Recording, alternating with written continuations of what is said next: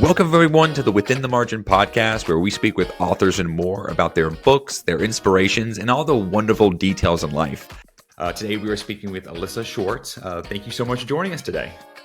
Thank you so much. I am very happy to be here. It's Wonderful. Great to meet you. Perfect. Thank you so much. I'm excited to talk to you. Reading your book, I'm excited to get into it. But we like to always start off. What makes Ellissa Ellissa? Okay, that's a great question. There's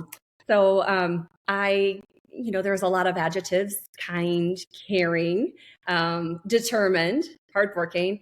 But I think above all of those, really what makes me is my upbringing, my parents. So I had two amazing, loving parents, and they instilled in me from a young age, since I could remember, unconditional love. They will always be there for me. Part of my book, you can see the stuff coming out. And it's what's on the inside that counts, not the outside. That's what really matters. And the golden rule. So do unto others as you want them to do unto you. So that's, I think, what makes me me. And I show that every day. I have a zest for life too, bubbly, but yeah. Oh yeah, we can slightly tell. Can you tell? So, as obviously with an upbringing with that unconditional love, I know that you probably had a lot of moments of like this. But when did you decide that? So your book is this day I hold dear. Yes. And so when did you decide that this book had to be written? Okay, so when I was young, I entered a young authors competition and I won. So I had a dream to always write a children's book. It's always been in the back of my mind. I love caring for people too. So I went on, I became a physician associate, caring for people. And then it wasn't until I had my 3 boys that it organically just happened. And I came up with the idea. Actually, I was pregnant. And the countless times people came to me and said, be in the moment. This is going to go by fast. They're going to, before you know it, they're gone. They're out of the house. They're out of the nest. Another reference to my book of being in the nest. So that really just sparked, they were the 3 boys, all 19 months apart, sparked my inspiration to write this book. Yeah. Wonderful. Well, I can relate. I have a 6, 4, and 2-year-old. And so when I swear these kids, they come and they change your life. And I know they basically caused me to do a massive career change. So I can completely see that. 3 boys, that is. I know, right? Hold on. And I'm a very girly girl. So having 3 boys is, yes, they're into all the boy stuff. Yep. There you go. That's perfect. So I love that word you mentioned earlier about unconditional love. Yes. So why? I want to hear, I think our listeners want to hear, what does that mean? What is that in your words? How does that portray in actions? Yes. So, it doesn't really matter what your child does. It doesn't mean they can, if they're misbehaving and that type of thing, you correct that behavior. But regardless, they still know at the end of that lesson or at the end of the day that you love them and you will be there. You will pick up the pieces no matter what. And there's no question. And you just let them know by your actions, when you tuck them in at night, when you give them a kiss, when you just give them a hug, all of those things to tell them, some verbally, some non-verbally. Oh, yes. Well, it's funny how I even with young kids, I can already tell it's amazing how, the same 2 people can make 3 massively different children. We haven't talked about our kids yet. So again, we could probably go on a tangent for that one, but it's crazy how you can make and being able to blossom them to being their own, like, being that love of like, I remember like when I was young before kids, I was like, hey, like you had all these, like maybe they'll do sports. I couldn't care. I'm like, I just want seeing that smile on their face, seeing that and that feeling that they know that you love them. Yeah. I didn't realize how rewarding that would be. It is. It's very rewarding. Yes. It's like unlike any other experience. Oh, it is. It was like you mentioned your parents and you mentioned unconditional love. And we as adults bring so much into our lives. We we remember so much about our childhoods, and there's these moments. What about those moments with your parents really bring out that unconditional love? Yes. So, just when you're growing up, there are bumps in the road, It's hard to grow up as a kid. Certain things to you seem very big. They're big deals. As a parent, you understand that those are pretty small deals in the scheme of life. But regardless of that, as the child, you don't know that. But your parents to be there for you and to pick you up and to say it's going to be okay and what do you need and I love you.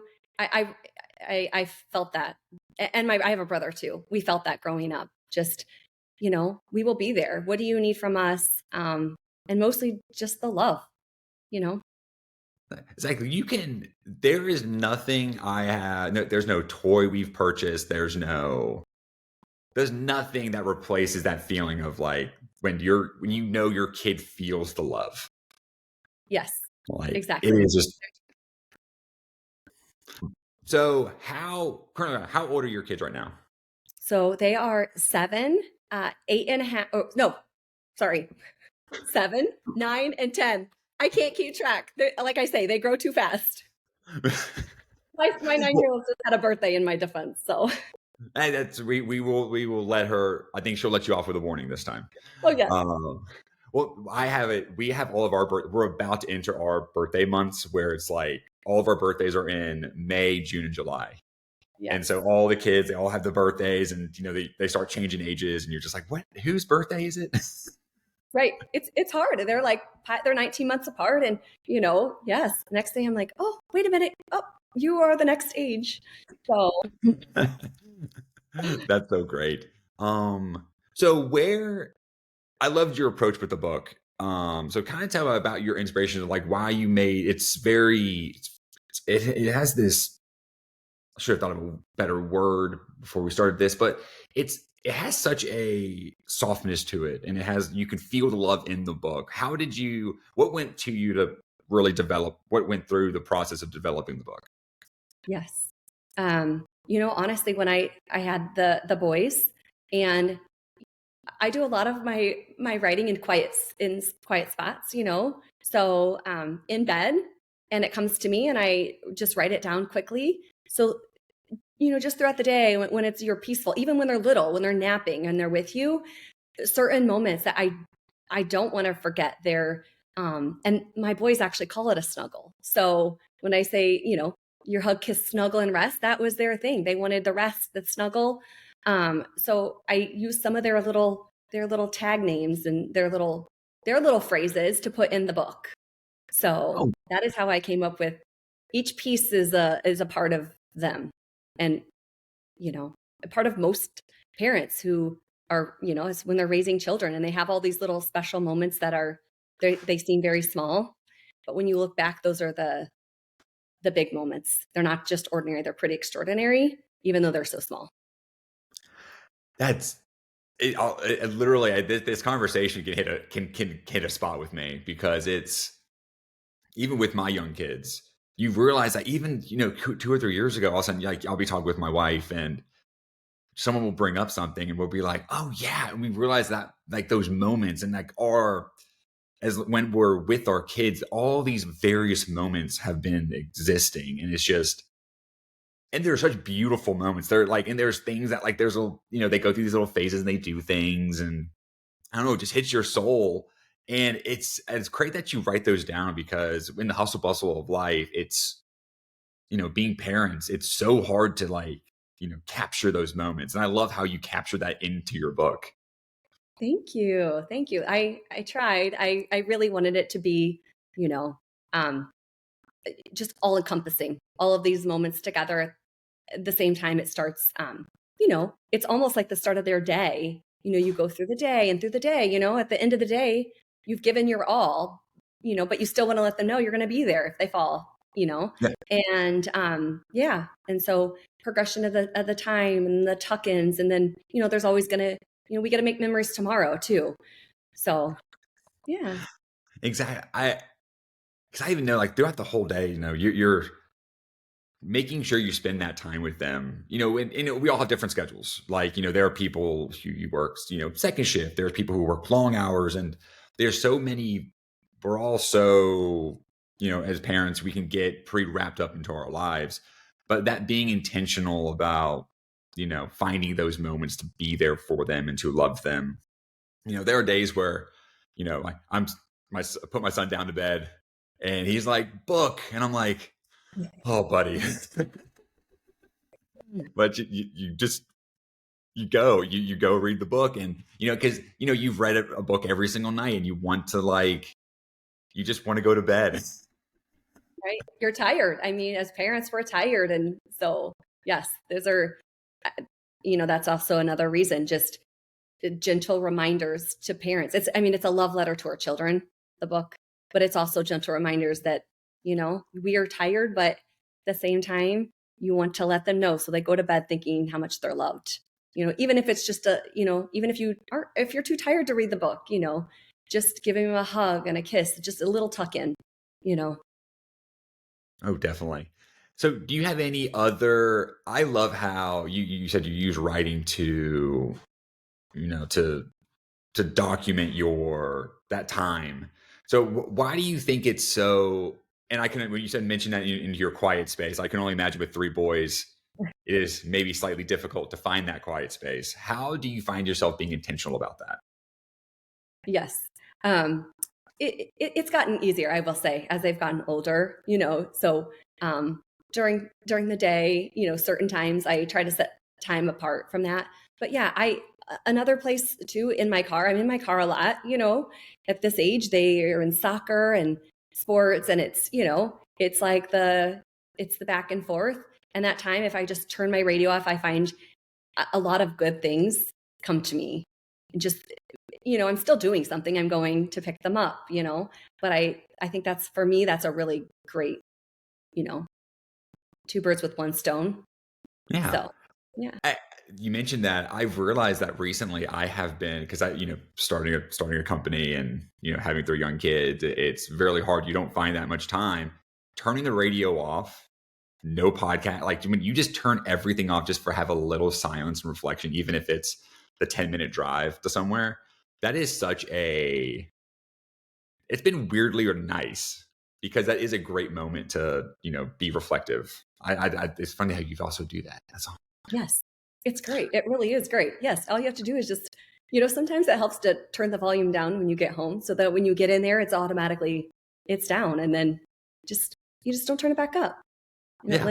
it lets you think. Your imagination can take you places. And That's that's so wonderful. Um,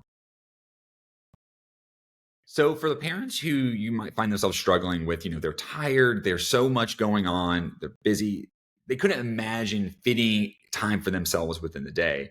What would be your advice to them to begin to start finding these intentional moments? yes. So I understand having it's the time we get, especially when the kids are small and we're busy parents, we're working, going to jobs, coming home, that type of thing. There's all a bunch of demands, as a parent. It's not, there's a lot of things. I would say, honestly, just start out small. 5 minutes probably seems like too much sometimes, even. So just a hug and I love you. Or sitting on the sofa for 2 minutes just together. 2 minutes is not a long time. Just ask about their day, or if they're little, snuggle them. 2 minutes will seem like a long time, to them. So that's where I would start. And then when you can work up to have a little bit more time, and, if tuck-ins are a little bit hard to do, if it takes too much time, um, same thing, just a small tuck-in, or, if you could do a little storybook.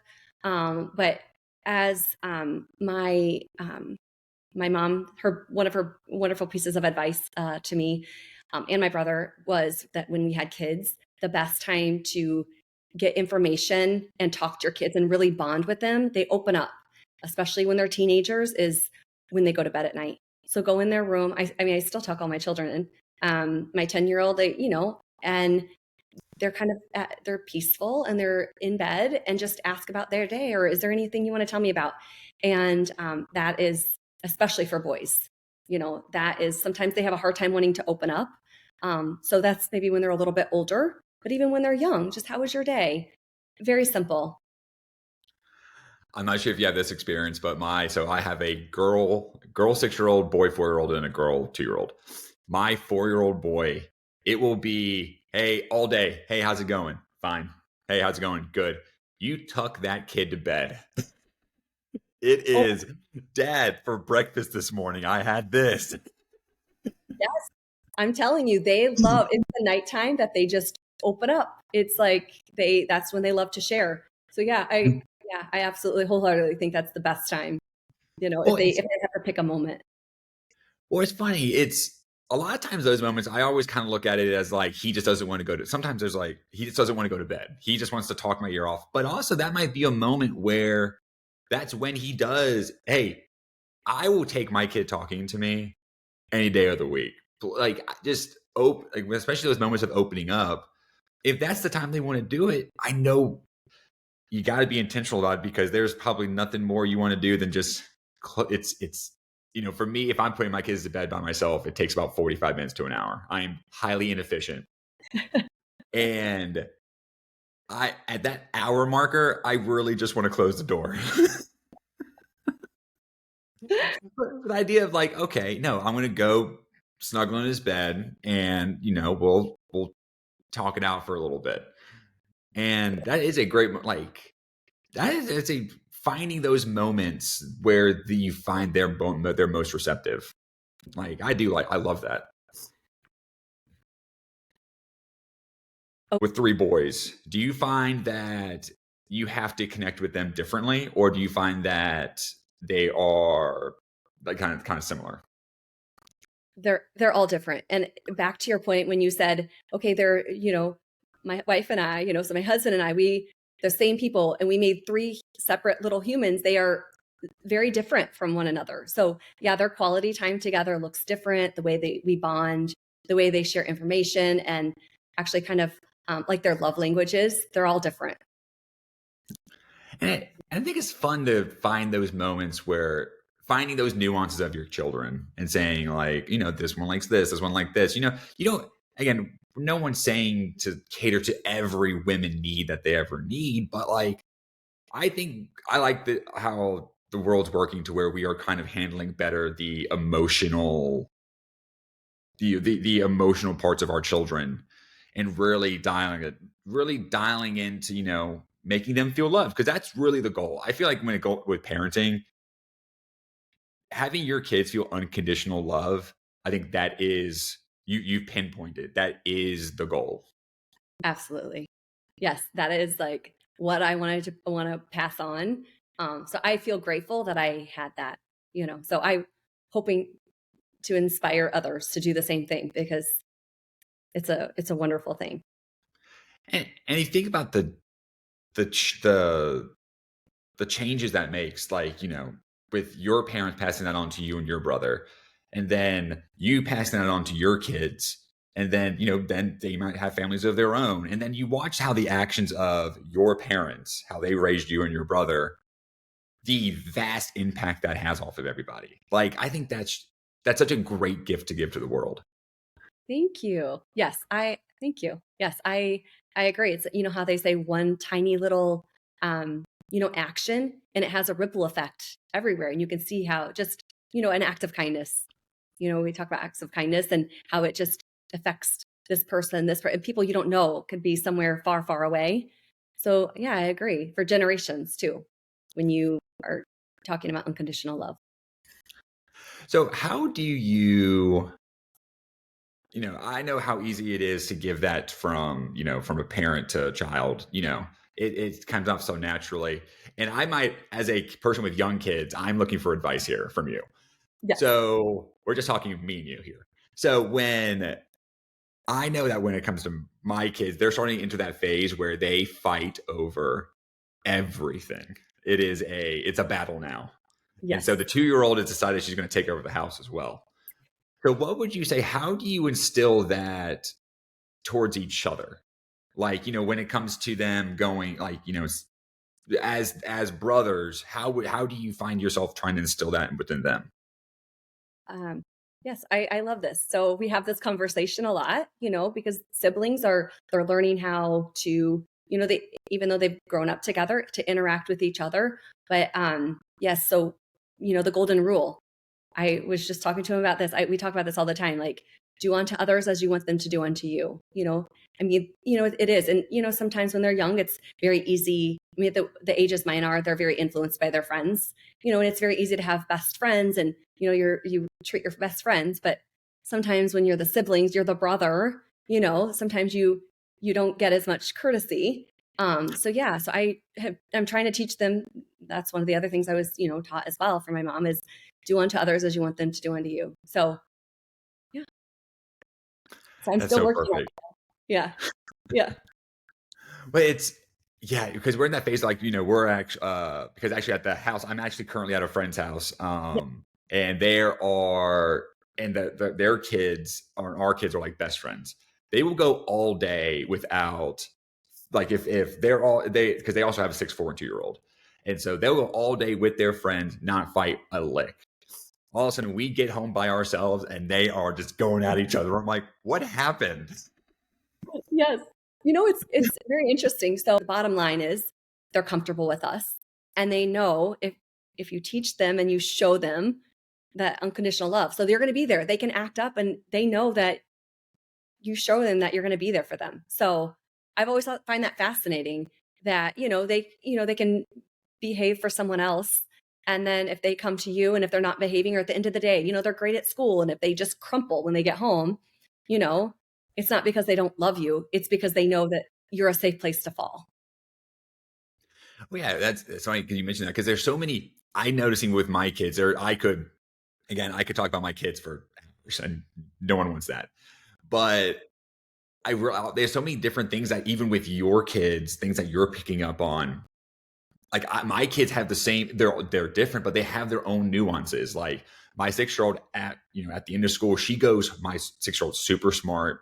She goes hard all day. When she gets home, she needs 30 minutes to do literally nothing. She just Yeah. needs to like veg. And then she's good and she picks back up because we realized when we weren't trying to give her that, it she just was exhausted.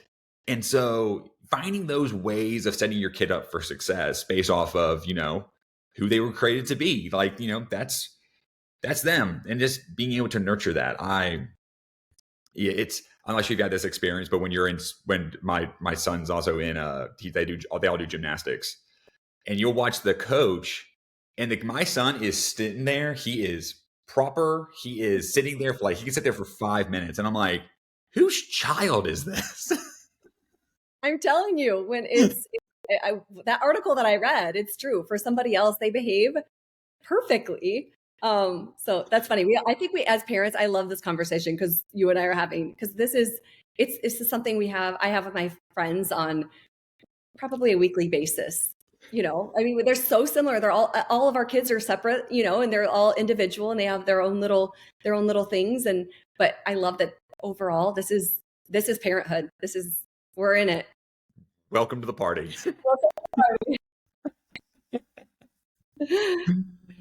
Oh, that's so wonderful. You I fine. This is fun. I'm having a great time. Well, I thoroughly enjoyed our conversation today. This day I hold dear is going. We're so excited about bringing it on the Daydreaming Network. How can people connect with you, and how people can, obviously purchase your book? Yeah, so I have a website. It's www.authorellissashwartz.com. Ellissa spelled with the E and the L's and the S's. And then to purchase the book, it goes live April 16th at Barnes & Noble and Amazon. And there's an ebook available currently, and there'll be a paperback and a hardcover too. So lots of options available. Perfect. Well, thank you so much. We appreciate it. Yes, thank you for having me. This has been wonderful. Perfect. Thank you.